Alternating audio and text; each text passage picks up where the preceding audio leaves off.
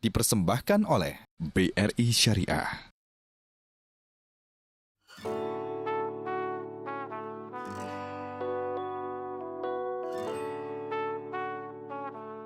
Pak, kita udah jalan-jalan tadi ya. Boleh minum dulu ya, Pak? Ayo dong, minum Kita dong. minum dulu, Pak. Iya. Oke.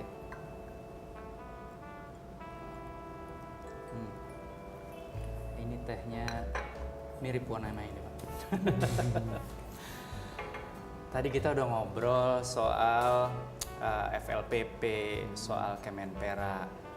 Nah, sekarang saya pengen mengeksplor tentang Pak Farid dari sisi yang lebih luas. Bapak kan dulu itu seorang praktisi, arsitek, developer gitu kan ya. Sekarang dapat tugas jadi Menteri Perumahan Rakyat. Dulu praktisi, sekarang birokrat. Nah, itu menyeimbangkannya gimana tuh, Pak? Karena itu saya yakin cara kerjanya berbeda gitu ya. Benar. Jadi memang kita ini kalau swasta, jalur komandonya itu simple. Ya, cukup kita ngomong sama manajer kita atau direktur kita, itu selesai. Kalau kita bilang minggu depan selesai, minggu depan selesai. Besok selesai, besok selesai. Kalau sama birokrat, kita bilang besok selesai, ya Pak, selesai Pak. Selesainya belum tahu. Selesainya kalau kita ingat, ya Selesai. kan, selesai. Kalau kita nggak ingat, ya itu. Bisa 1 hari, bisa 2 hari, bisa 3 hari, bisa seminggu. Karena gini, saya juga akhirnya menyadari, birokrat itu sistemnya itu tidak bisa one man show. Jadi kalau kita ngomong sama eselon 1, biasanya eselon 1 tuh minta pendapat ke eselon 2. Eselon 2. Karena kerjanya kan banyak. Ya. Dia bagi itu kerja. Ya. Nah, kalau ke atas gimana, Pak? Ke atas, Sama pimpinannya Bapak nih, dalam hal ini ya pucuk pimpinan di negeri ini gitu. pucuk pimpinan ini ya beliau itu kan sudah memberikan garis-garis kebijakan. Kita tinggal menjalankan. Dan secara rutin kita melaporkan kepada beliau progres-progres pelaksanaan kita. Itu gampang. Ke beliau paling gampang. Dan beliau itu saya melihat sangat islami. Oh iya, Pak. Jadi anggaran saya terus terang waktu saya pertama kali masuk itu kita program bedah rumah misalnya. 1 tahun cuma 25.000. Saya jelaskan kepada Bapak Presiden, ini bagus loh program bedah rumah, saya bilang. Ini bisa menjadi program unggulan dari Bapak Presiden. Karena kalau kita melakukan bedah rumah artinya seperti Aladin lah. Lantainya itu yang tanah kita Jadi perbaiki.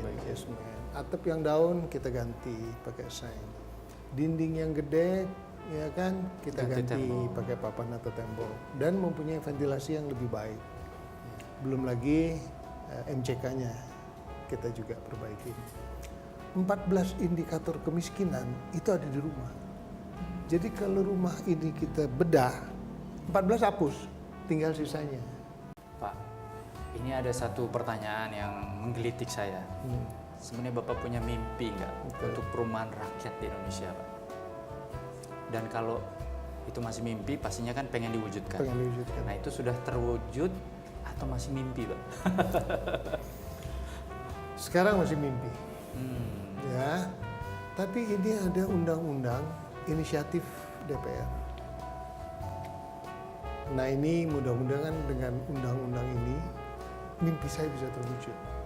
Apa tuh, Pak? Karena mimpi, Pak? ya ini DPR lagi memperjuangkan rancangan undang-undang tabungan perumahan. Ya kan? Saya ini sangat mendukung dan sangat berkepentingan terhadap RUU tabungan perumahan. Dan saya ingin sekali tahun ini selesai. Karena di Undang-Undang Tapera itu nanti rakyat baik yang berpenghasilan tetap maupun yang tidak berpenghasilan tetap berdasarkan undang-undang tuh diwajibkan menabung Menabung untuk memiliki rumah. Ya kan? Nah, kalau sampai itu terjadi, ya kan, kita ngomong yang pekerja aja deh, kita jangan ngomong yang sektor informal dulu. Yang ikut pun nggak usah banyak-banyak deh, 50% aja yang ikut.